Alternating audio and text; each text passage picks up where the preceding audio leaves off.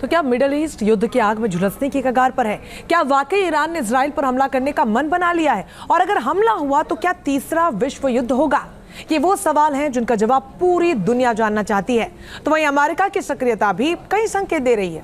Middle east में हालात कैसे बिगड़ रहे हैं और थर्ड वर्ल्ड वॉर की आशंका क्यों जताई जा रही है, इस रिपोर्ट में देखिए।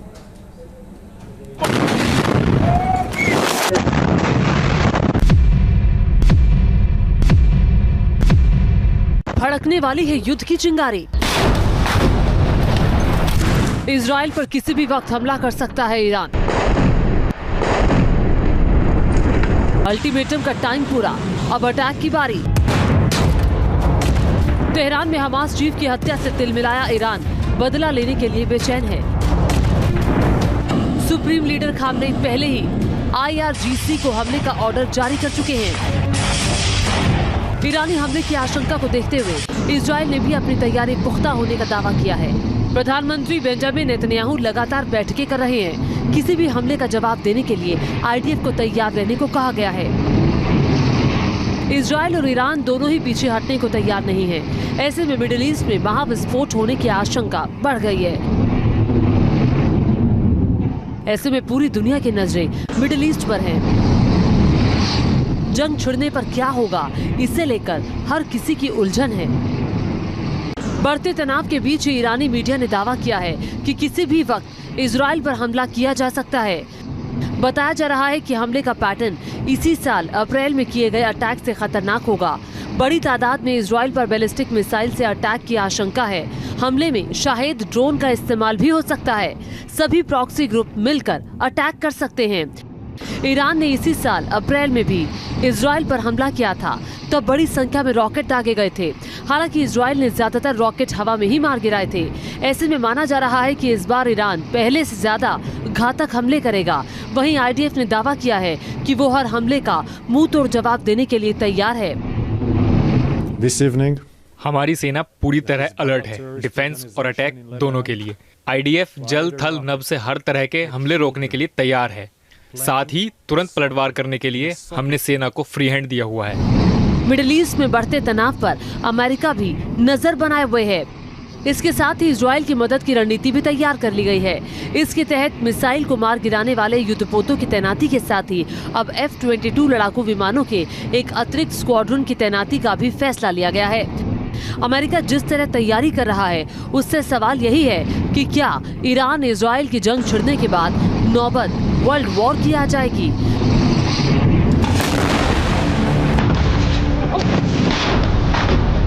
मिडिल ईस्ट पर सबकी नजरें टिकी हैं। इजराइल के साथ America, France, Britain, Germany, Italy, Australia, Denmark जैसे देश हैं, जबकि ईरान को लेबनान, सीरिया, तुर्की, कतर, ओमान, रूस, चीन का सपोर्ट पहले से ही है।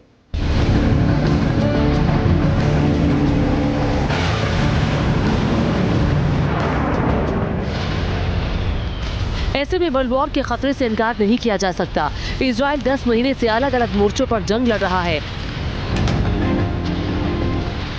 हानिया की हत्या के बाद अब हमास का पूरी तरह खात्मा करने के लिए IDF ने अपना ऑपरेशन पहले से तेज कर दिया है।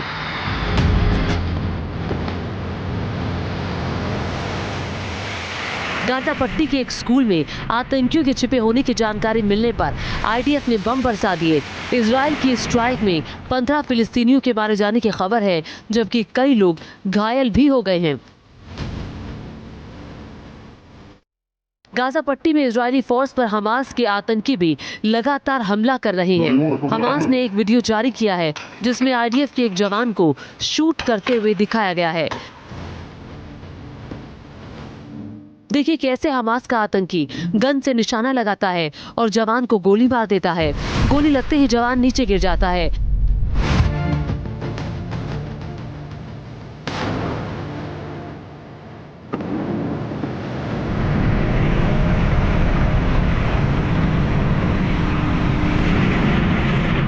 हमास की इन हरकतों के बाद ही IDF ने हमले तेज कर दिए और आने वाले दिनों में हमले और बढ़ने की आशंका है।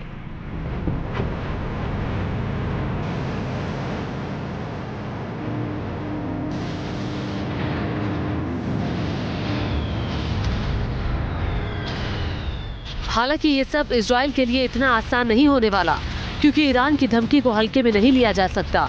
यही वजह है कि इजरायली सेना अलर्ट पर है और लोगों को भी सावधानी बरतने के लिए कहा गया है।